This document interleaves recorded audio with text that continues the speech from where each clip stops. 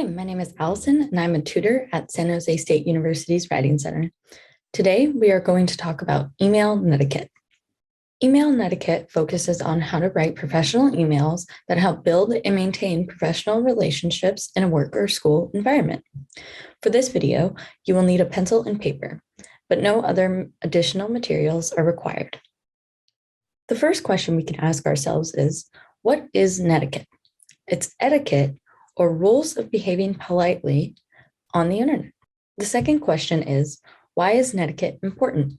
When working online, we do not have access to all the same tools as face-to-face communication, such as gestures, facial expressions, body language, voice intonation, and inflection.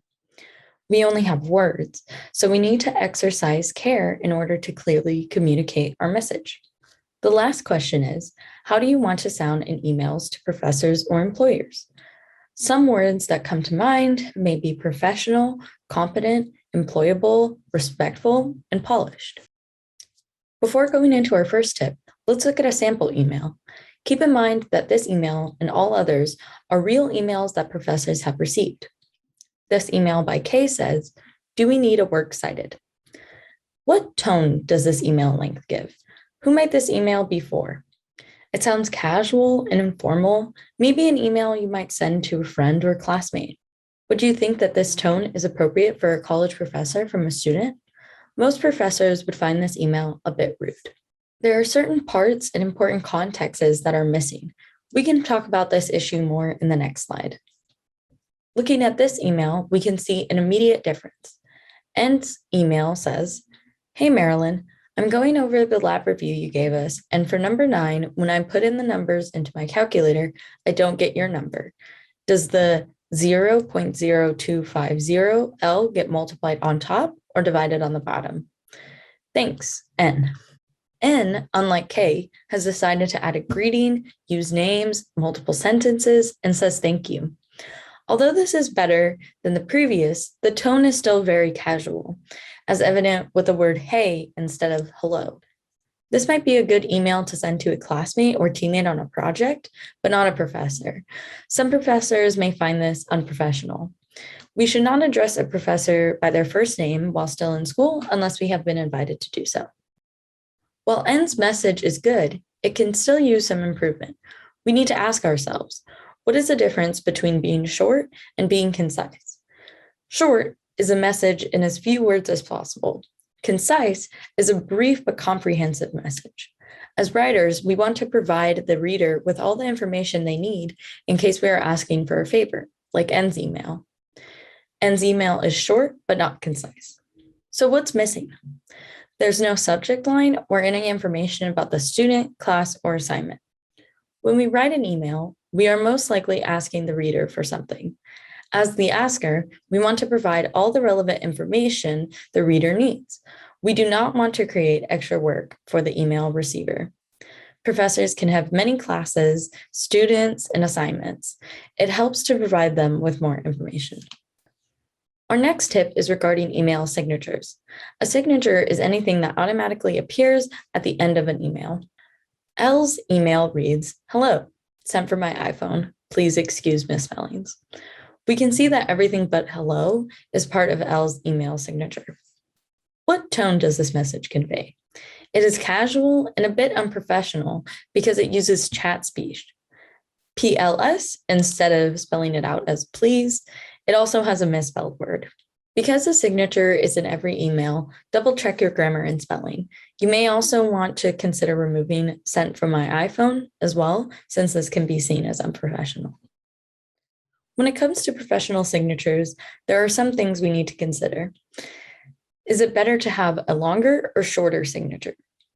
Shorter. Make it short and sweet. What information could be included in a basic professional signature? Name, title company, phone, pronouns, and/or links to professional profiles. Try to avoid GIFs, quotes, emojis, and multiple fonts/text colors. Here are 2 examples of professional email signatures that you can refer back to. Our last tip is in regard to the time at which you send your email.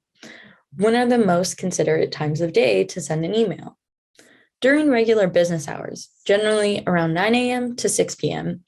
If you send an email outside of those hours, it may seem demanding and not respecting the work-life balance.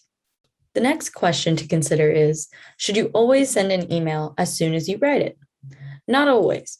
If you have a Gmail account, you can use the schedule send feature to pick specific days and times for when you want to send out an email. You can also download other browser extensions that perform a similar function. You can write an email whenever is convenient for you, but it's polite to send it when it's convenient for the reader. Now we will move on to some practice emails. I will give you 3 scenarios and also share some example answers for each scenario. Our first scenario is for missing class. You have to miss your English class next Wednesday, so you decide to email your teacher, Michelle Riley, pronouns she, her, to let her know. This is your first time emailing her.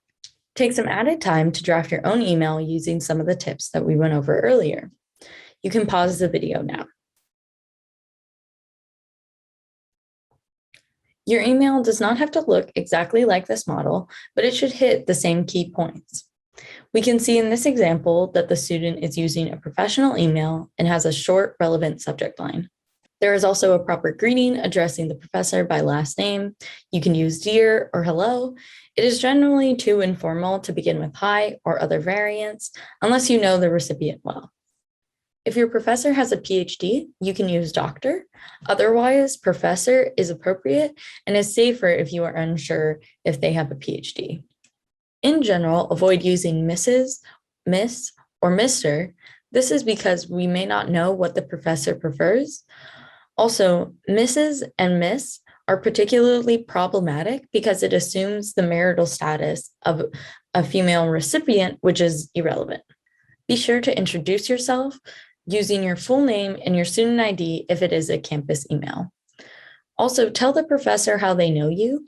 Include the course name and the section if relevant.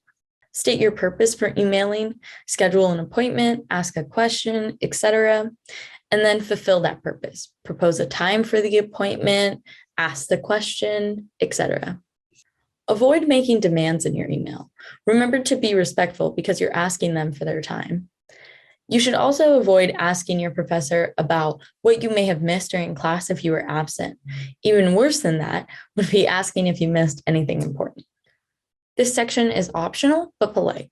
Thank the professor and express a positive, forward-looking statement. This is your sign-off. General good examples are best, sincerely, or thank you. Close with your name. Use your full name for more formal circumstances. This next practice email is requesting a letter of recommendation from a professor. You are applying for a tech writer job at Netiquette. You need a recommendation letter from your tech writing teacher, Gina and Gunola, they, them. So you email them to ask. You chose this teacher because you have taken 2 classes from them when you were a junior. You can pause the video now to draft your own email.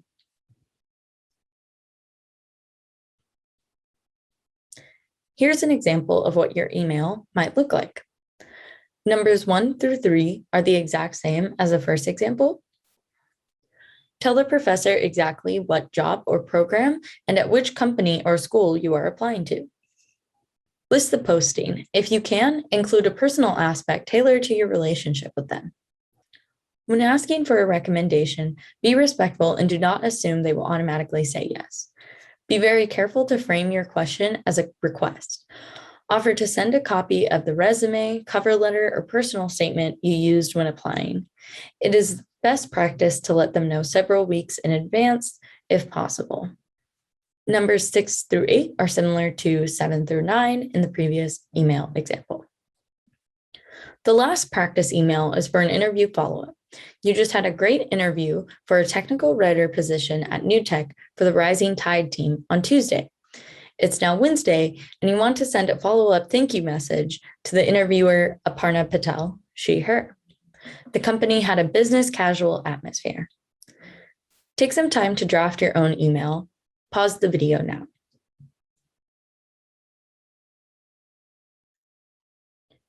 Here is an example of what your email might look like. Numbers 1 through 3 highlight the same necessary components as the previous examples. However, if the workplace is more informal, you can use their first name. When the workplace is more formal, you might want to use Mr. or Mrs., or their title followed up by their last name, e.g., president or director. You want to express gratitude to the interviewer for taking time to meet with you. Reference something specific you talked about in the interview that you enjoyed learning about so they know it's written just for them. Also, mention the full name of the position. Express your excitement about the position. Mention you are looking forward to hearing from the interviewer and your willingness to answer any additional questions. Numbers 7 through 9 are similar to the last examples we looked at. Thank you for watching. I hope this video on email netiquette was helpful. For more information, you can visit the SJSU Writing Center's website, blog, and social media. Good luck on your future emails.